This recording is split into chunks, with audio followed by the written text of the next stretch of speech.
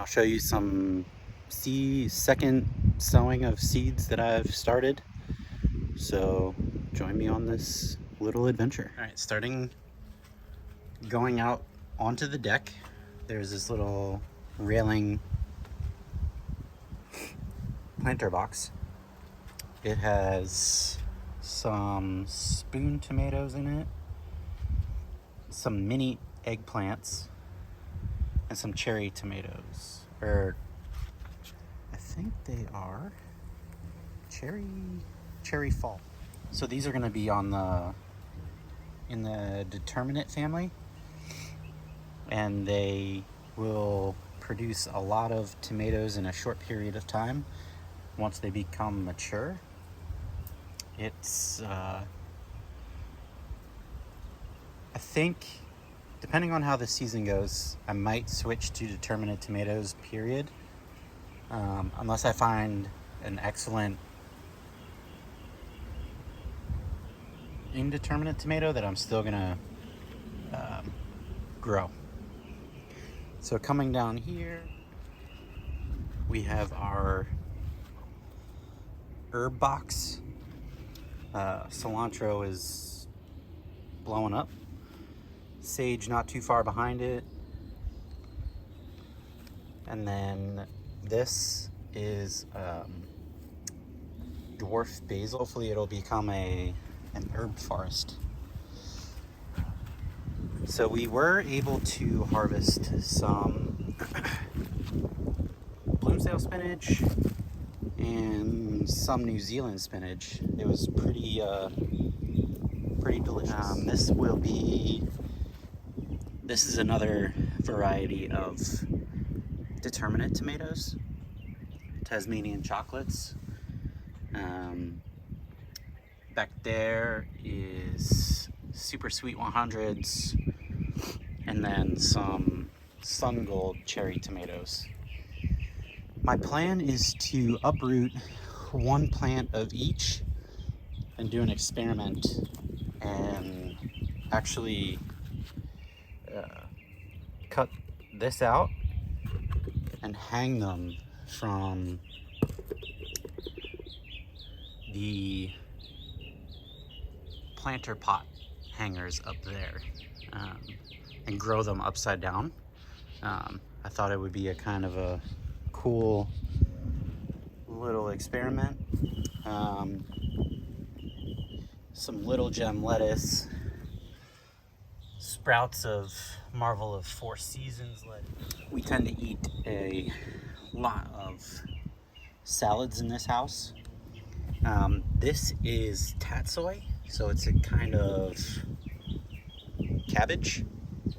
No, it's a Asian mustard green. Sorry.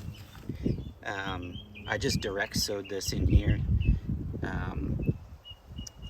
In North Carolina, we got hit with it wasn't a terrible cold spell, but one of the highs was like 40 something degrees last week. As you can see, some of the tomatoes got burned by the cold weather, but they are perking up and turning extra green and starting to really grow. Over here, this is along one of the fence lines that we have here. These are either zucchinis or cucumbers. I can't remember which. I'm just kind of experimenting with the soil here. We shall see what happens, really. Here is some trailing nasturtiums. This bed I actually tilled not too long ago and planted some asparagus. I'm hoping it comes back. It kind of keeps getting trampled by dogs. Like this one. Hey, get out of there. Come on. Just looking for a sunny spot to lay. Planted some extra tomatoes that I had growing. in the native soil here. Some either zucchini or cucumber, more zucchini, cucumber. These are just some random green beans that I planted in our soil here. They seem to be doing really, really, really well. I'm hoping that I can get away with planting some stuff in ground, because making sure that you have enough bed space is going to be an issue for me. These are the beds my dad and I built. I'm having some issues with some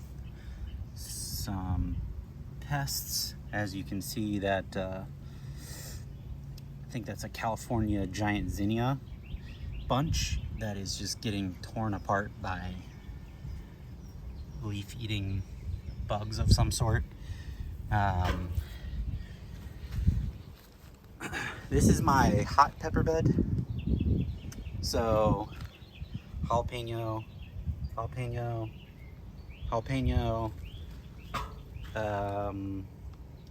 shishito.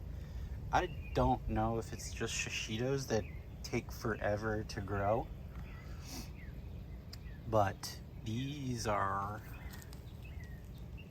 planted roughly at the same time as the jalapenos and these Sugar Rush Peach from Baker Creek.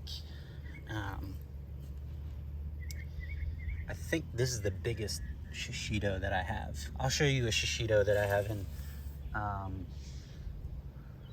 the green stalk, which is not doing entirely that well. I had to end up planting some more blue cranberry tomatoes, because I don't know if it was my dog, or I don't know if she dug it up or what, but I have to amend this basket and this basket. This is more of that tatsoi, which got burned by something, or it's just not, this soil isn't nutritious enough,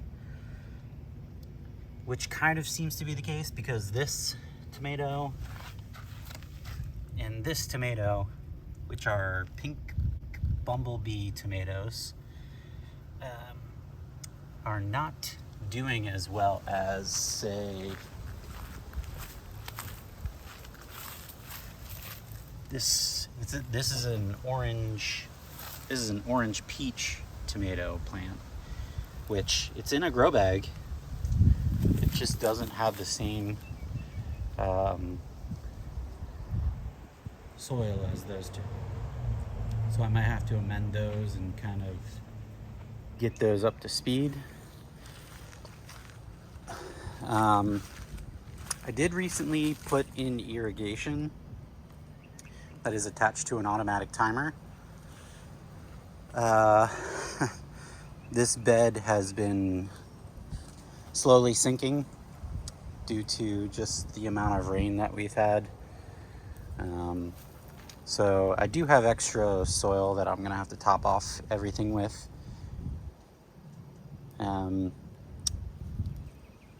The issue is these plants are kind of small, except for the tomatoes, which the tomatoes will automatically start growing roots off of those little hairs. So you can bury a tomato up till the first set of true leaves, and every time you do that, it's just going to become a stronger tomato plant when it is mature. This is my sad looking attempt at planting out a sunflower. This one's doing better, and then this one is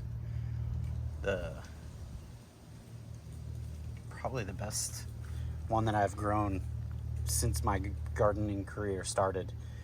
These are Black Mammoth sunflowers. So spare tomato bed and sweet pepper bed. So we have lunchbox red peppers, which are the really small ones that you can just kind of snack on throughout the day. These tomatoes are Cherokee purples. I planted some cucumbers or zucchini. I believe it's zucchini. I'm pretty sure. They're starting to get the little spikes on the tubes. So once they become bigger, I'm gonna have to drape them over the side of the bed just so they don't interfere with the peppers. At least until the peppers get tall enough to overshadow them. But I'll probably have to still drape them over to get the amount of sunlight that they need. There's 3 plants of carnival peppers, which have kind of like a, I don't know, like a zebra stripe on them. And then these are macaroni reds.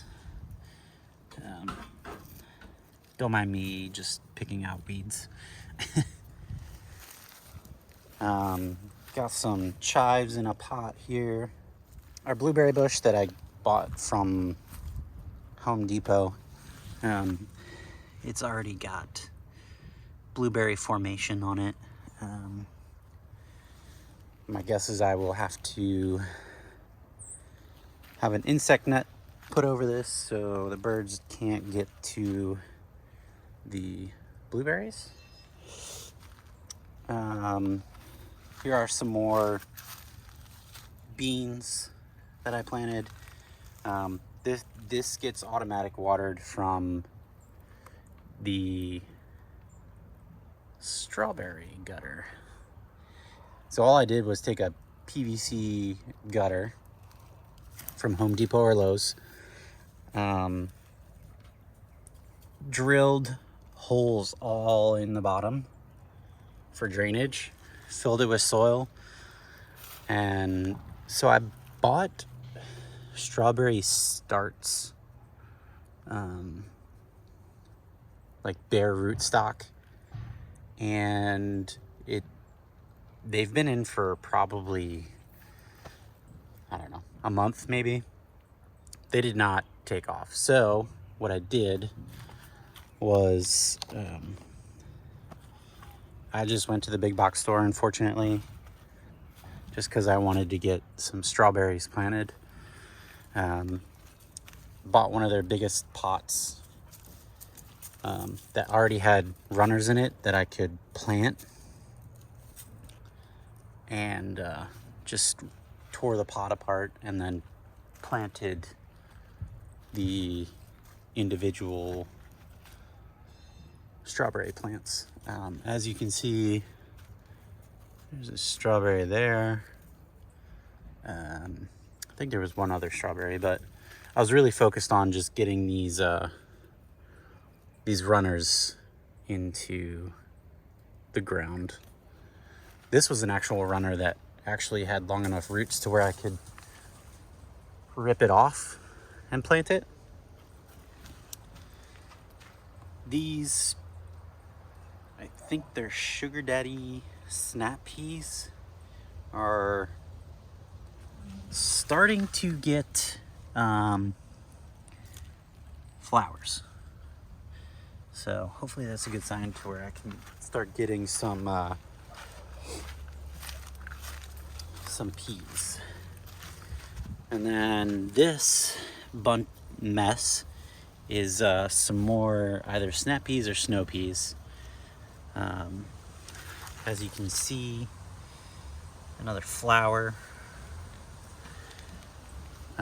This was the first attempt at these. The ones that are in the green stalk are doing way better. So here's the green stalk. This is my makeshift. I know green stalk makes trellises for them. I also opted not to get the rotating base, just because this yard and where the sun sets and comes up,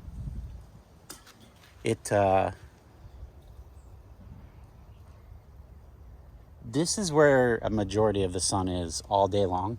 So this corner of the yard, that bed is actually in a pretty good spot. I thought it was going to be like a cool weather crop bed, but it seems to be doing pretty well over there. So I'll take you around this green stalk. So there's some Oregon Sugar 2s. I have sourced seeds from many different companies. One being Bucktown Seeds, which is a PA seed company. I like supporting companies from my home state, but there are tons and tons and tons of seed companies out there. I've bought stuff from Johnny Seeds, Botanical Interests, which Kevin from Epic Gardening and Jacques own. Here's some baby bok choys, some evergreen bunching onions. These are this level right here. Guys, stop. These are sweet, tender cabbages. So we'll see how a cabbage does in this, in a green stalk. Just a marvel of Four Seasons lettuce. I don't know if it's running out of nutrition up here, but, or it's too densely sown. My guess is it's too densely sown, but we shall see what happens. So here is that shishito pepper that I was talking about from when I was talking about the hot pepper bed. So I don't know if the cold weather stunted this one. This one looks better and is growing better than the other one, which is kind of odd. Again, pest issues. I did get some pesticide, organic pesticide to spray on these. So we'll see what happens. There are two different types of beans in here. One is the dragon's tongue bean, which if you haven't noticed, it's probably the prettiest ornamental bean out there. They are also delicious when they're fresh. These are, here's another plant that got burned by the cold weather. Looks like it's starting to slowly come back. But these are patty pan squashes and some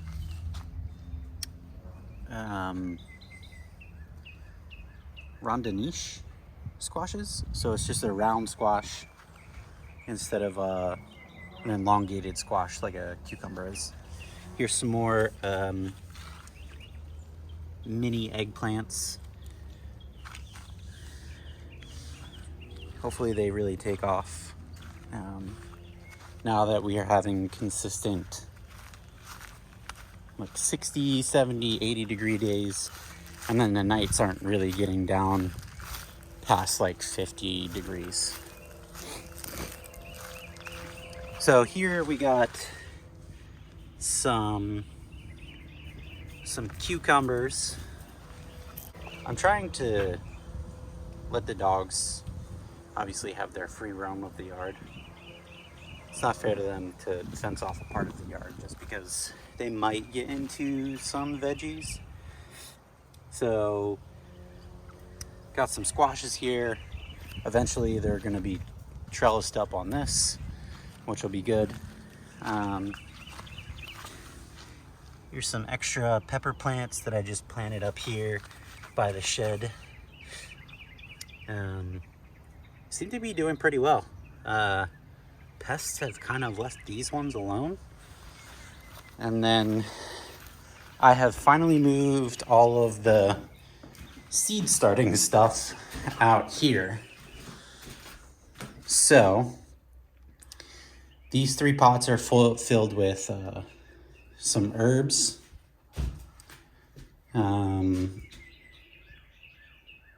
I don't remember which one, but I know there's at least 2 pots with more bunching onions in them. And then I really enjoy coleslaw, so that's why we're gonna have so much cabbage.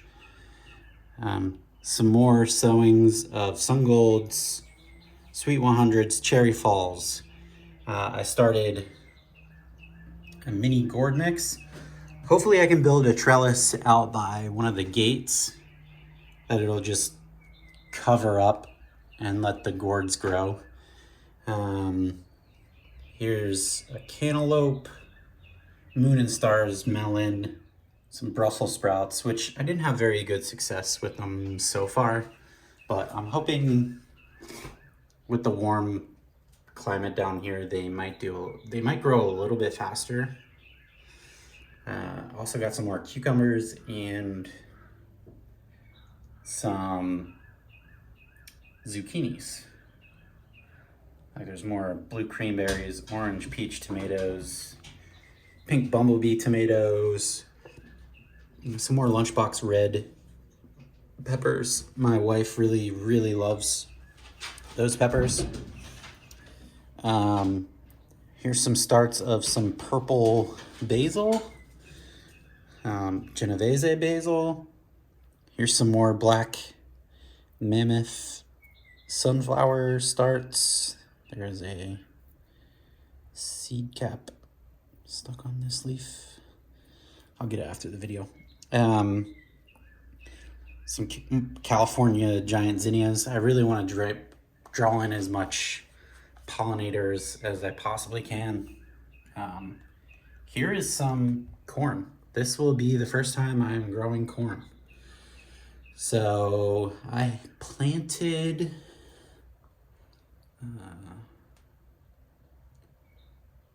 16 corn plants.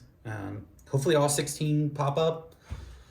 That way I can make a densely sown corn patch. That's what you need for good corn production, because they pollinate each other. If not, I can always hand pollinate. Yeah, so that's pretty much the garden tour. I moved all the seed starting stuff out here due to the warm weather, and it's gonna stay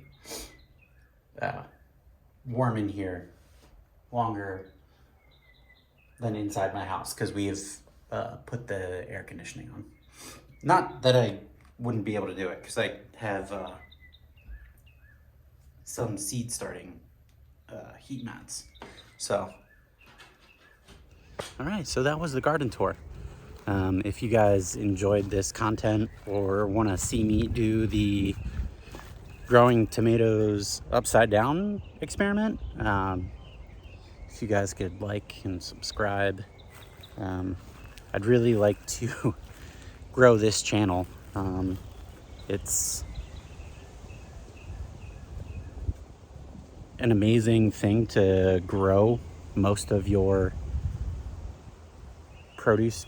I also want to thank Kevin at Epic Gardening, Jacques the Garden Hermit, James Prigioni in New Jersey, and then the Millennial Gardener, who is actually in North Carolina. Without those videos, I wouldn't be able to make these videos. So I just want to give a shout out to them. And also, there's one more channel. and the name of it is escaping my mind, but I will put it in the description. So thank you for watching. Till next time.